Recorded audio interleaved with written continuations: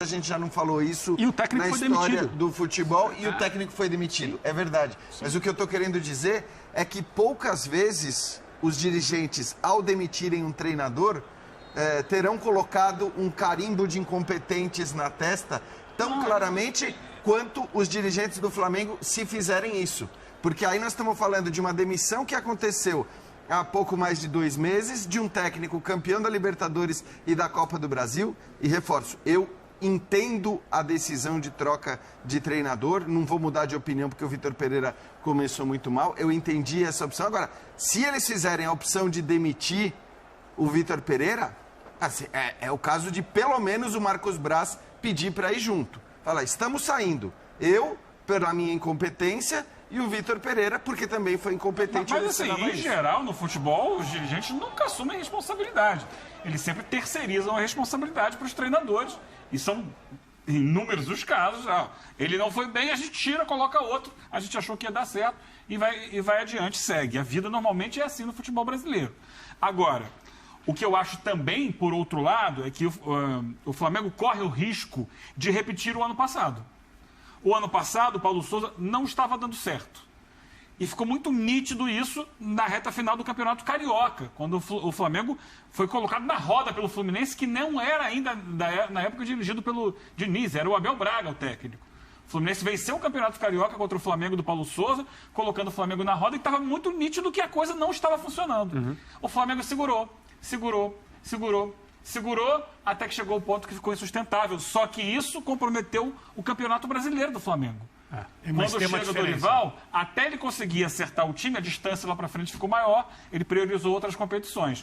Então, eu acho que E no final ainda deu certo. E deu certo, Eugênio. Se a gente for pensar assim, ainda deu muito certo. Mas o Dorival conseguiu fazer rapidamente uma modificação do time. O Paulo Souza chega para fazer uma revolução.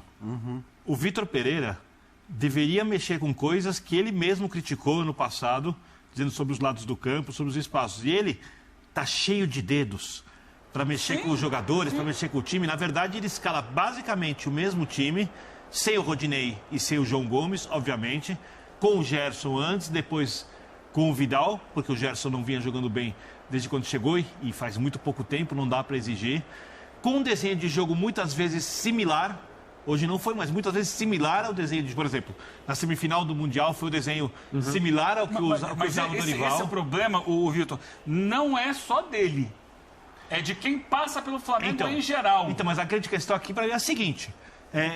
Ele vai fazer o que ele acredita ser melhor, porque ele não pode ter dito ano passado, quando era técnico do Corinthians, que o Flamengo dava muito espaço pelos lados, fazer um jogo pelos lados na final da Copa do Brasil e tornar o jogo com uma equipe bem pior que a dele, muito desconfortável para o Flamengo, chegar no Flamengo e repetir muitas vezes, e principalmente na semifinal do Mundial, porque o time não se aprontou antes de outro jeito, o desenho que levou o time à final. Eu não sei ele não acredita vai fazer. Eu sei que ele não fez. Então eu não sei se ele vai ter tempo para fazer mais alguma coisa. Mas é bom lembrar, porque eu acho que assim, a gente discute muito isso, discutimos muito isso ontem, e eu vou muito nessa linha também de que eu acho que é muito difícil resolver esse problema que o Vitor Pereira pretende resolver no Flamengo, você tendo os três, você tendo Arrascaeta, Gabigol e Pedro, então ele precisa realmente encontrar soluções que não são soluções fáceis, sobretudo se de repente passar pela alternância desses jogadores lá na frente. Agora, hoje não teve nada a ver com isso. O Del Valle não ofereceu nenhum perigo ao Flamengo. O Del Valle não criou absolutamente nada. Então a gente discute muito a falta de capacidade de recomposição dos atacantes do Flamengo. É verdade, esse é um problema e deve vir a ser um problema, ou pode vir a ser um problema, contra equipes que ataquem o Flamengo ou que tenham capacidade ofensiva maior. Hoje não passou por isso. Hoje o Del Valle não criou nada, o Santos praticamente não precisou trabalhar, precisaria ter trabalhado na disputa de pênalti.